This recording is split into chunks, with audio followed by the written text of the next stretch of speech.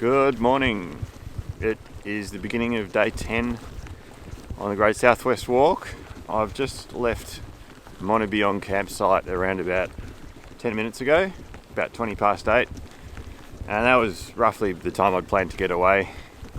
The low tide on the beach is at 9:20 this morning, so I'm heading towards the beach just now and should be there pretty shortly. And just wanted to try and get back on there as the tide was getting to low tide. It's pretty much all along the beach today, apart from the last turn off into the Swan Lake campsite. So it's a shorter day, 16.5 kilometres today. So not a huge rush to get there. So probably just going to try and take it a bit easier today, but nice to have a shorter day. The weather is looking pretty good. It's going to be, I think, around about 18 degrees. Still a bit of wind today, but not like yesterday. It's not going to be as strong, so I expect it to still be a bit windy on the beach, but probably won't be like the gales that there were yesterday. So yeah, had a pretty restful night actually at Montebiong, and it was just really peaceful actually. I was there just all on my own, so I had the whole place to myself. So yeah, I'm pretty much just heading up to the beach. Hopefully I'll be able to pull the camera out a bit more today because the weather might be a bit more conducive to that. So we'll see what we can capture today.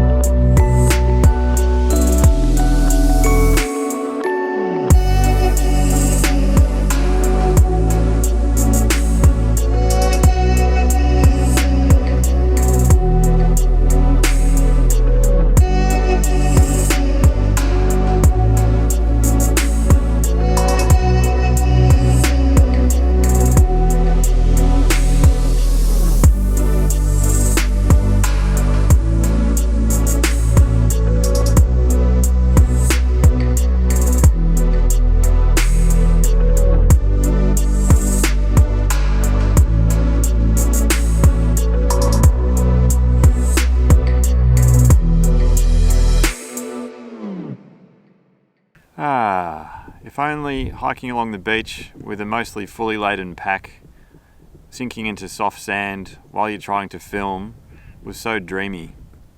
The reality was something more like this.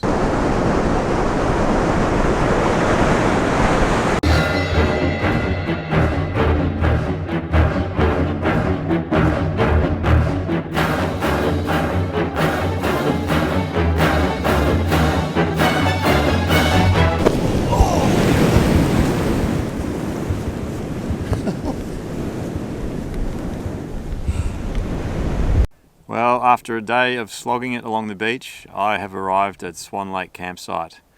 I got in here at about 1:30. Today's walk was 16.5 kilometres, but it felt really tough. It was very, a hard-earned 16.5 k's. Just walking through the sand today, it was a lot softer than the previous section of beach yesterday and just made it hard going a lot of the time. Even having timed the tide to get onto the beach at low tide, I still actually had to scramble up a couple of sand banks just to avoid the water that was coming up to the edge of those. So it was a bit of a race against the tide to get along the beach. Anyway, that section's done. I'm actually pretty glad I've finished the beach section. This point in the hike, there's actually two different paths you can take. One is to go inland a little bit into Mount Richmond National Park, which is what I'll be doing tomorrow, and going through to Tarragal campsite next. The other is to continue hiking along the beach for another day, and that goes straight through to the Springs campsite.